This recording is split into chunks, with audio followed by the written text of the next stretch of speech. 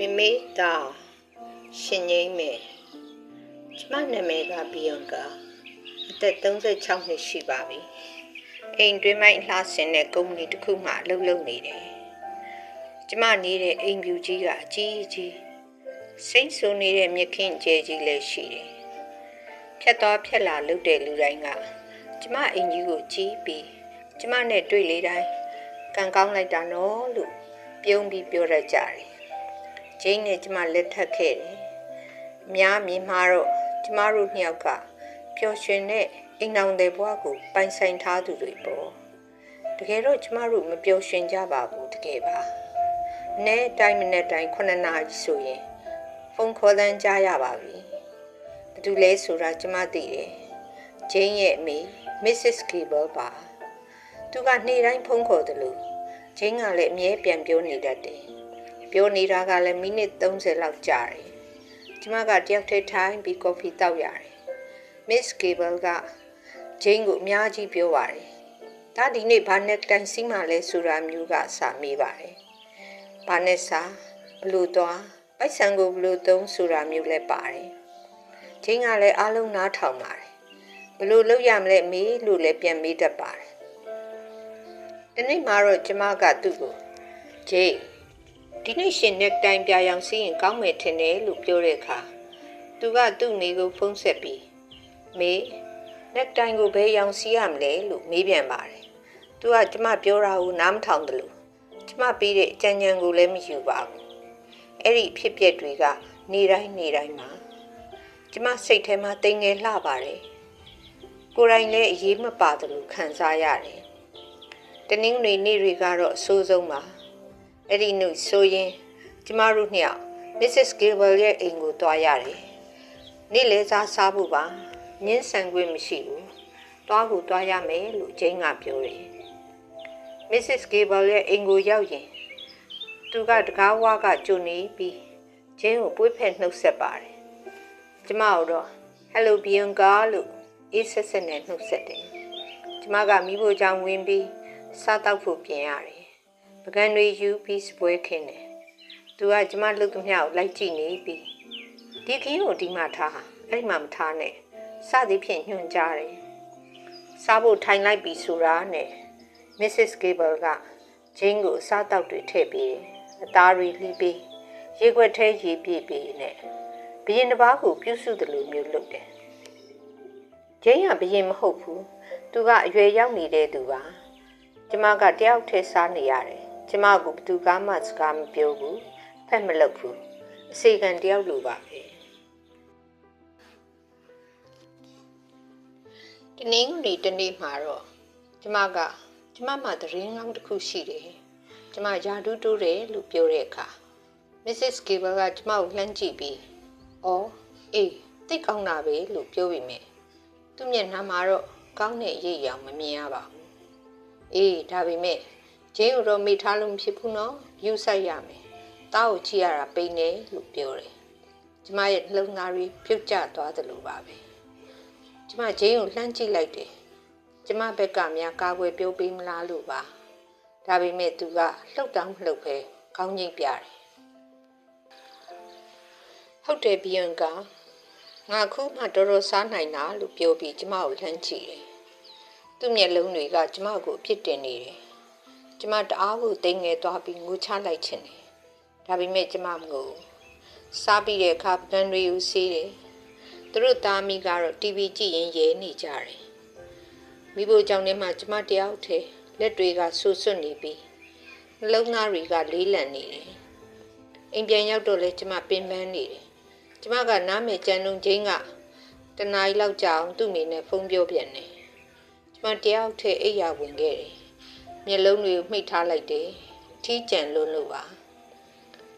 နောက်တစ်လမှတော့ဆိုးရွားတဲ့ကိစ္စတစ်ခုထပ်ဖြစ်ပြန်တယ်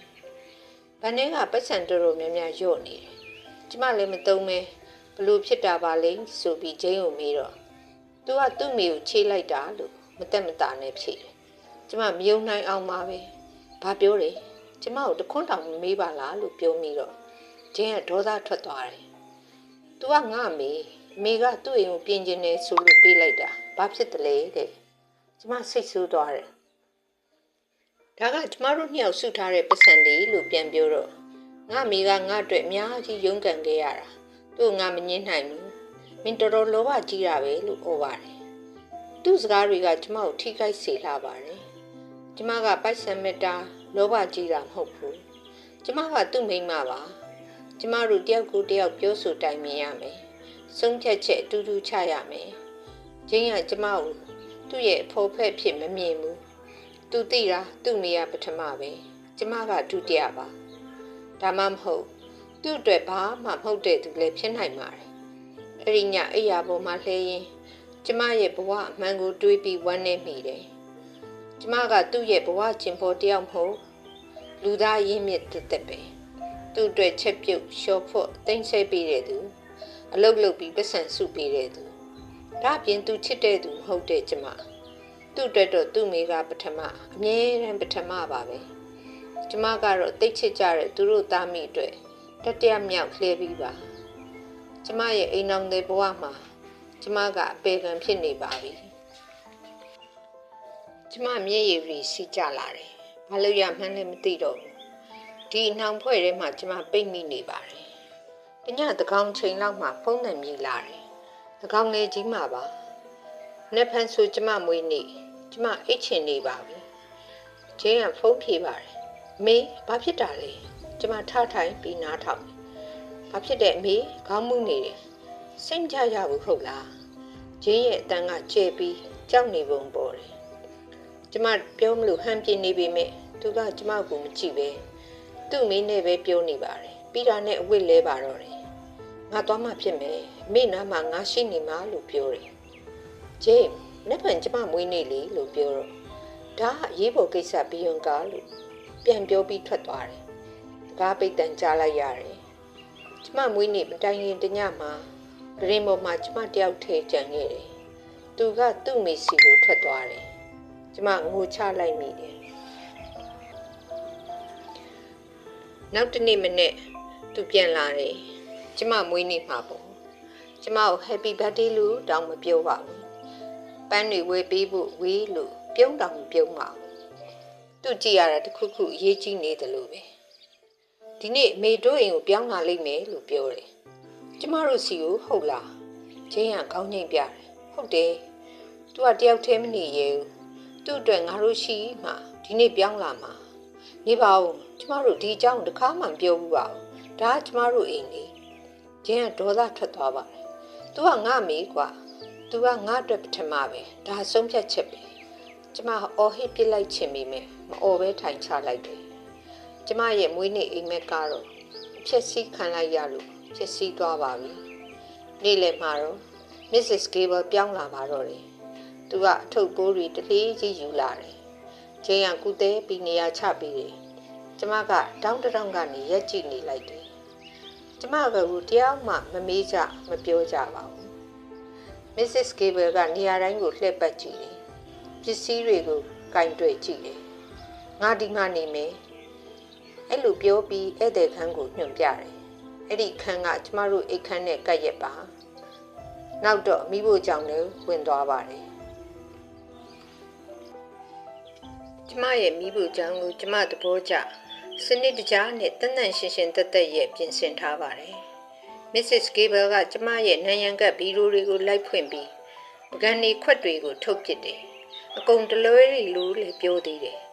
မလုပ်ပါနဲ့ကျမဒီပုံစံကိုကြိုက်လို့ပါလို့ပြောပေမဲ့နားမထောင်ပါဘူး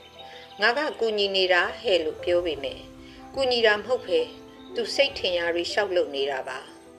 ရေခဲတက်တာကိုဖွင့်ကြည့်ပြီးဒါတွေကဘာတွေတော့ဒါကအစားတောက်မှမဟုတ်တာလို့ပြောပြီးတော့ကျမရဲ့အသီးရွက်တုပ်တွေဒိန်ညင်တွေကိုလွှင့်ပစ်ပါတယ်သူလောက်တာတွေကြည့်ပြီးကျမစိတ်ထဲအဆင်မပြေတော့ဘူးသူ့ကိုတားချင်မိမဲ့ဂျင်းကသူ့မိနောက်မှာပြုံးပြုံးကြီးရက်ကြည့်နေပါတယ်အစားတောက်တွေကြောင့်မေကကောင်းကောင်းသိတယ်ဘီယွန်ကာလို့တောင်ပြောလိုက်သေးတယ် Mrs. Gable ကညနေစာကိုသူ့စိတ်ကြိုက်ချက်ပါတော့တယ်အစီနဲ့ညှော်နှံ့တွေကတိမ်လုံးလွှမ်းချုပ်နေတယ်ကျမမကြိုက်ပြီးဘာမှမပြောပါဘူးနောက်တနေ့အိတ်ခမ်းထဲမှာကျမဝစ်လဲနေချိန်တကားပွင့်သွားပြီး Mrs. Gable ဝင်လာပြန်ပါတယ်သူကတကားလည်းမခောက်ဘူးတကားရင်ခောက်ပြီးပါလို့ကျမပြောတာကိုယူဆိုင်ပဲဂျင်းရဲ့အဝတ်ဗီဒီယိုတွေဖွင့် တွင်းအန်ဆွဲတွေဖွင့်ပြီးတော့လှန်လောကြည့်ပါတယ်ပြီးတော့ဂျင်းရဲ့အတွင်းငံတွေကဟောင်းနေလှပြီငါဝယ်ပေးရအောင်မယ်လို့ပြောတယ်ကျမတိတ်ကိုစိတ်ဆူပါတယ်ဒါကကျမတို့အခန်းမှာလို့ပြောလိုက်တယ်သူကအေးဆက်တဲ့မျက်လုံးတွေနဲ့ကျမကိုကြည့်ပြီးငါကသူ့မိဘာမှခွဲခြားနေဖို့မလိုဘူးလို့ပြောတယ်သူထွက်သွားတော့ကျမတကားကိုတော့ချလိုက်တယ်ကျမအတွက်ကိုယ်ပိုင်နေရာတစ်ခုလုံခြုံတဲ့တနေရာလိုပါတယ်အဲ့ဒီညဂျင်းပြန်လာတဲ့အခါ Mrs. Gable ကငိုးနေပါတယ်ဘီယွန်ကသူ့အခန်းကိုပိတ်ထားတဲ့သားသူကအမေကိုဒီမှာမနေစေချင်ဘူးကန်ထုတ်ချင်နေတာလို့ပြောတော့ဂျင်းကကျမကိုလှမ်းကြည့်တယ်မင်းကဘာလို့တကားပိတ်ထားရတာလဲလို့မေးတော့ကျမလွတ်လွတ်လပ်နေချင်တယ်သူကကျမအခန်းထဲကိုတကားမခောက်ပဲဝင်လာတာလို့ပြန်ပြောလိုက်တဲ့အခါသူကငါမေစိတ်ကြိုက်ဒီအိမ်မှာဝင်ချင်းဝင်ထွက်ချင်ထွက်လုပ်လို့ရတယ်လို့ဒေါသတကြီးအော်ပြန်တယ်ကျမယူတော့မလို့ခံစားရတယ်အဲ့ဒီနေ့နောက်ပိုင်းဂျင်းကိုကျမစကားပြောဖို့ကြိုးစားနေပြီနဲ့သူကသူ့ဖုန်းကိုပဲကြည့်နေတယ်